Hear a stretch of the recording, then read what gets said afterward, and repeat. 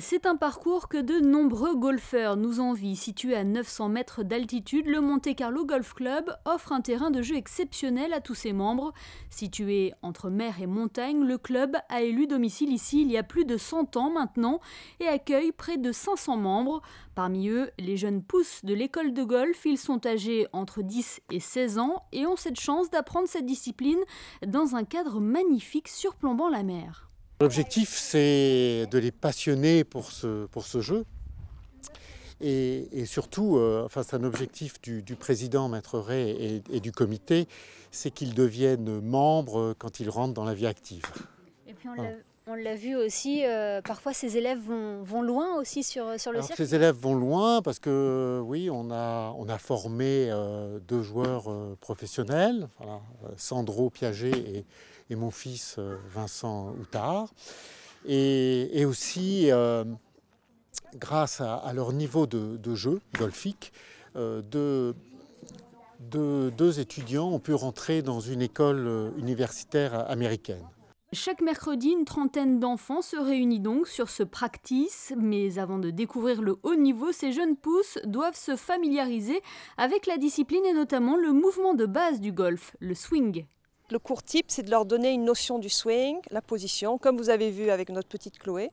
Mais en même temps, il faut que ça reste ludique parce que c'est quand même assez technique et donc il faut que ça reste ludique, ils s'amusent.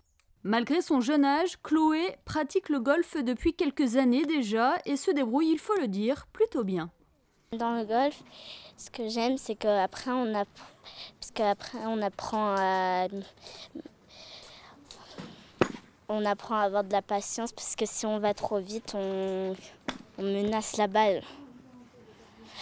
Et aussi que c'est super parce que on apprend à jouer avec plein de gens. Après, on peut rencontrer des nouvelles personnes. Le professeur est très gentil. Une fois le swing acquis, ces élèves se concentreront ensuite sur leur technique avec les trajectoires de balles ou le choix des clubs de golf. Outre la patience, plusieurs qualités sont également indispensables pour évoluer sur le green. Il y a les qualités de coordination, puisque c'est quand même un sport de lancer.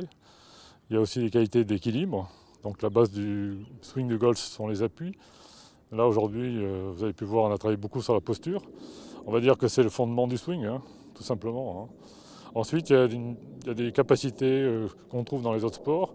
Il faut aussi développer au golf, comme la latéralisation par exemple, la vitesse. Donc ça, c'est des exercices qu'on peut faire pendant les séances. Ensuite, il y a une qualité aussi mentale, la concentration, l'attention, parce que sur le parcours, c'est important de pouvoir être présent sur les coups que l'on joue, et c'est grâce à ça qu'on peut faire des bons scores aussi. Régulièrement, les élèves participent à des compétitions en interne tout d'abord pour évaluer leur progression, puis sur le département. La saison dernière, d'ailleurs, ils ont terminé 2e du championnat des écoles de golf.